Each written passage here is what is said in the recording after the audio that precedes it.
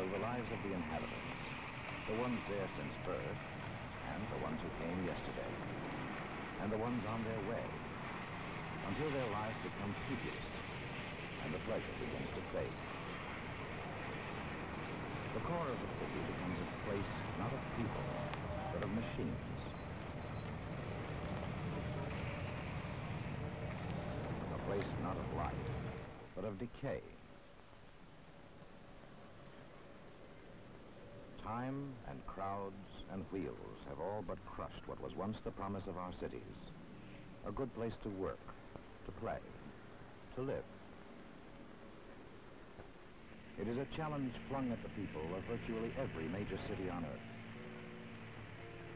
This is one such place, the San Francisco Bay Area. Bisected by water, split by hills, clinging to cliffs, spread along shifting dunes of sand. These surprises of earth and elements make this a place of beauty. They are also barriers to people on the move. And if the region is to remain vital, its people must move. Tens of thousands this era, thousands at a time. The answer is in a project named for this region. For other localities weren't always applicable to the particular conditions of the Bay Area, where trains must operate on aerial structures, on the ground, in subways, and under the waters of San Francisco Bay.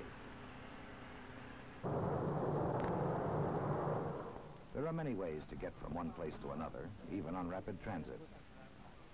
The men who have in their hands the future of BART determined from the beginning that this would be the best system the world has ever studied of every transit system in existence.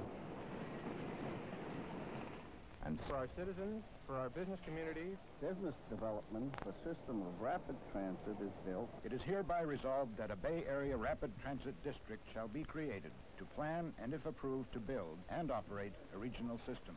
Engineering and financial consultants have found the transit plan feasible, so now it's up to the... Voters are going to the polls in record numbers today to decide on the proposed Bay Area Rapid Transit System. It's been a heavy campaign throughout the Bay Area. this is where the BART trains will roll, carrying up to 30,000 people an hour on several routes.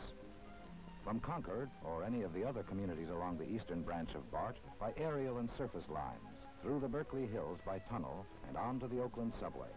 From as far away as Richmond, aerial transit to Berkeley, then by subway to downtown Oakland.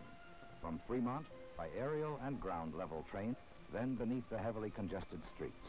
Between Oakland and San Francisco, underwater by tube.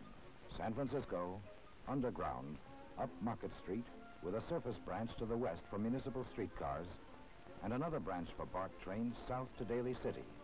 And that's not the end of it. All terminals will have open-end connections. They'll be ready for the future expansion of rapid transit throughout the entire Bay region. With a project as complicated as BART, a team approach is called for. The BART district selected a joint venture composed of 3 firms. Bechtel Corporation, Tudor, Bechtel, combining resources and experience in design teams of architects, designers, and engineers, in construction management teams to supervise all the many kinds of work that go into building what has been called this century's most challenging experiment in mass transit. July day in 1967, when school children turned the first shovel of earth on San Francisco's Market Street, there was no visual clue to the magnitude of the project. Not only earth had to be moved, but the confusions of the past had to be contended with. Among them, a 10-foot layer of pipes, cables, wires, conduits, a tangle of utilities laid down under the street by 200 different companies through the years. High-pressure water and gas lines, steam pipes, sewers. They had to be sorted from telephone, telegraph, fire alarm, burglar alarm, and other electrical utilities. Everything had to be moved without interrupting service.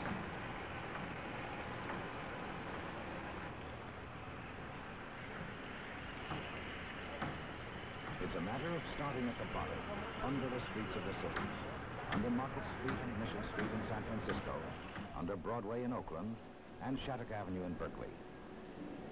Men have been digging tunnels for a long time, but there are tunnels easily dug and tunnels not so easy. In fact, beyond comparison. The ones for BART are the kind that demand all the engineering knowledge that man has accumulated since his first venture underground. Down deep, deep enough in some places for a 7-story building. The low water level, where men work under compressed air pressure that keeps the water-soaked soil from caving in. Up to 36 pounds. 3 hours in the air off to work, 3-hour shift. And compressed air raises temperatures. At street level, it's a cool spring day. Here, it's 85 degrees and humid.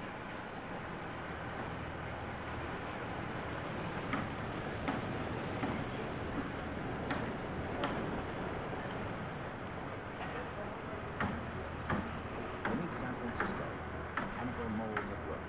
Machines that force a revolving head out from the tunnel heading, literally chewing their way through the earth. Beneath Oakland and Berkeley, different conditions, other machines. Powerful hydraulic jacks force a steel shield into the soil like a gigantic cookie cutter. As the tunneling moves forward, a continuous wall of steel rings, 3 tons deep, to the ground, firmly gliding for the subway. Keep the tunnel over the subway line. Laser beams cut through the gloom of the subterranean world. 1,200 men laboring in the earth beneath 3 cities. And that's only part of the job.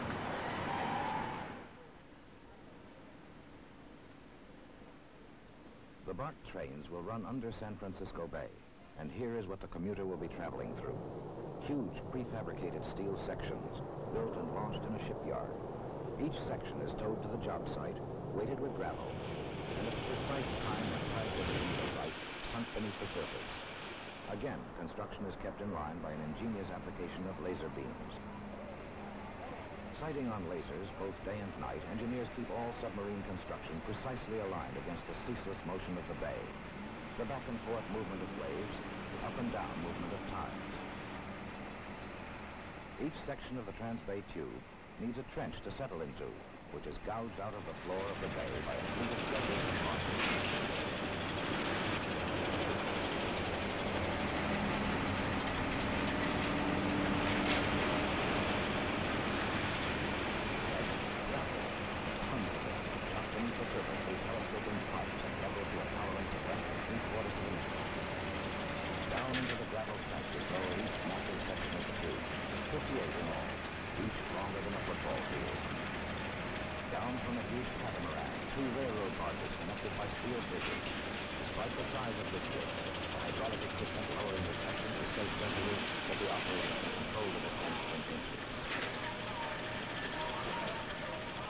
The divers take over.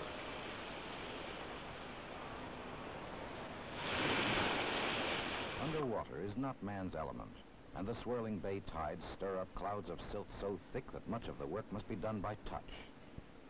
Here, in depths of 135 feet beneath the bay, divers give final directions by telephone line to the surface, and each tube section is settled carefully into the submarine trench and welded to the one before it.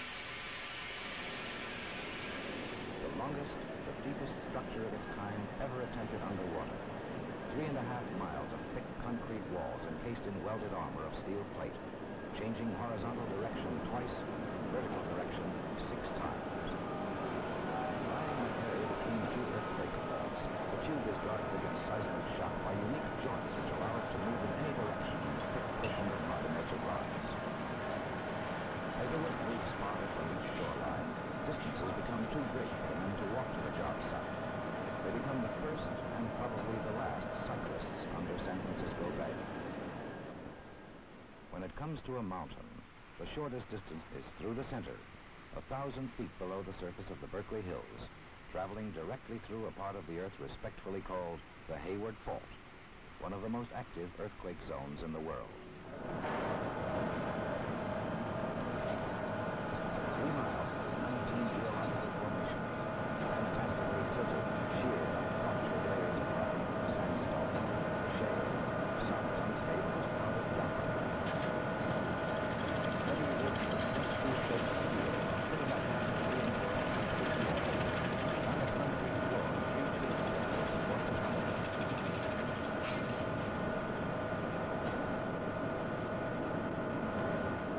It's not all underground and underwater. sometimes rise above the surface, gliding in aerial skyways 25, 30 feet above ground level.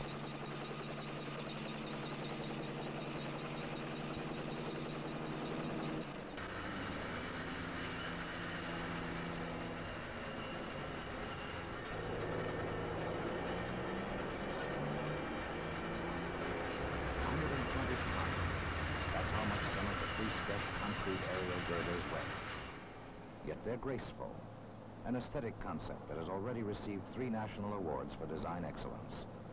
Slim, a minimum of shadow, allowing sunlight for pedestrian thoroughfares, for parks and playgrounds and malls.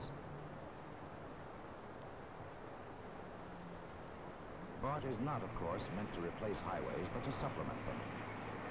So it is natural that in many places, BART lines are being constructed along the middle strip of freeways, making a single corridor for both cars and rapid transit. Speed up to 80 miles an hour, averaging 45 to 50 miles per hour, including station stops. Even the way the rails are held down is something new. Designed specifically for BART conditions, the rail fasteners go directly into concrete. They include a layer of rubber which insulates the rails electrically and deadens sound and vibration. The engineers tested out homely rolling labs that speed to nowhere along 4.5 miles of test track. In 3 laboratory cars, they check stability, wind resistance, noise control, vibration, communications, power supply, braking power, automatic train control, different kinds of road beds, ties, and rails. The public tested out, too, in a full-scale model exhibited throughout the Bay Area. These tests may not be as scientific, but they're just as demanding. Cushioned seats, the same kind you find on jet airliners. Carpeting, subdued color, wood grain paneling, air conditioning, wide tinted windows, it's all here. Fare collection, automatic, and unlike anything seen before. Computers regulate the ticketing, and each passenger pays only for the distance he rides. But for all this computerized efficiency, the human element has not been left out. At least 1 agent is on duty at each station at all times to assist passengers. 3 stations will be at ground level, 17 on aerial structures. The areas in which they'll be located range from city neighborhoods to suburban centers. Sensitive to the need for environmental design, the joint venture engineers selected individual architects for creative work on the stations. Each station will be distinct. Each will reflect the unique quality of its surroundings, an accomplishment of 20 teams of architects and landscape architects. 17 stations are underground. In San Francisco, some will be on 3 levels. A pedestrian mezzanine with underground entrances to adjacent buildings, a 2nd level where city streetcars will run, and a 3rd level for the rapid transit trains. All are serviced by escalators to the street level and designed for a feeling of space and air and light. Each train on the BART system is pre-programmed for when it will start and stop at each station, where it will go, the speed at which it will travel. And the master computer constantly monitors the entire system, making minute adjustments to tolerances that could not be achieved by human judgment. Even the opening and closing of the train doors is automated. Thus, the passengers ride more safely than in a system that depends upon individual motormen, dispatchers, and mechanical signals. The automatic train control system safely starts, stops, runs, and spaces up to 450 transit cars around the 75-mile system. But again, the human aspect is not overlooked. Each train has an attendant who is in communication with BART stations and the control center, and is available to give assistance to his passengers. Lives will change. The lives of millions of people of the Bay Area. A wider choice of places to work will not reach us toward reality. Its promise extends far beyond the San Francisco Bay Area. This is the first complete rapid transit system built in the United States in this century. But it is only the first of many. This bold engineering solution to the riddle of mass transportation is a glimpse of the future.